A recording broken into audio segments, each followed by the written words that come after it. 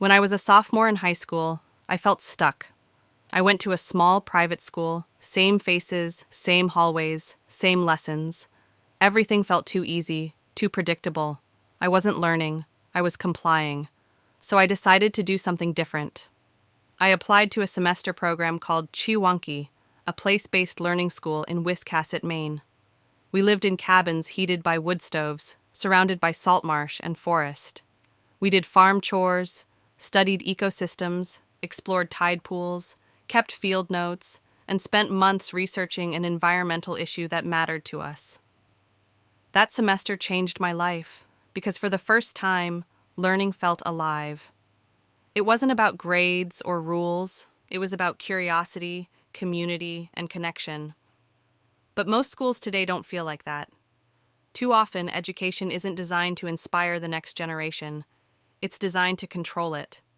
Students learn to be quiet, to follow directions, to perform on command. We reward compliance over curiosity, memorization over imagination. But the world our students are stepping into doesn't need rule followers. It needs problem solvers, collaborators, creators. The system trains young people to fit in, when what we really need is for them to stand out. The future of learning can't look like a factory anymore. It needs to look like an ecosystem, dynamic, interdependent, and alive. Just like in nature, every learner plays a role. Everyone contributes something essential. In this kind of classroom, the boundaries between science, art, math, and technology dissolve. Students learn not by sitting still, but by doing, by asking, by exploring. Real learning happens when curiosity meets context, when what you study connects to something that matters. So what's the role of the teacher in all this? I don't believe the teacher should stand at the front of the room anymore. The teacher should stand among the students.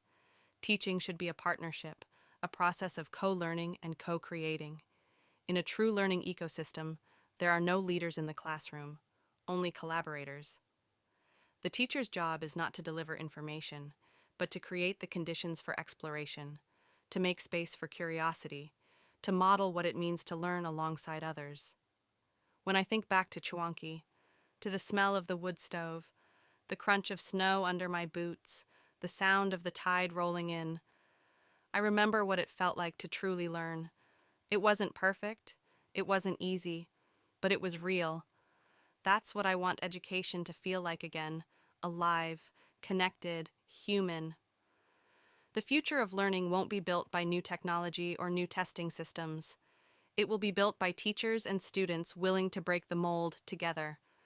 Because the classroom of the future isn't about control, it's about collaboration. It's not about producing the next generation. It's about growing it. And that is what learning as an ecosystem truly means.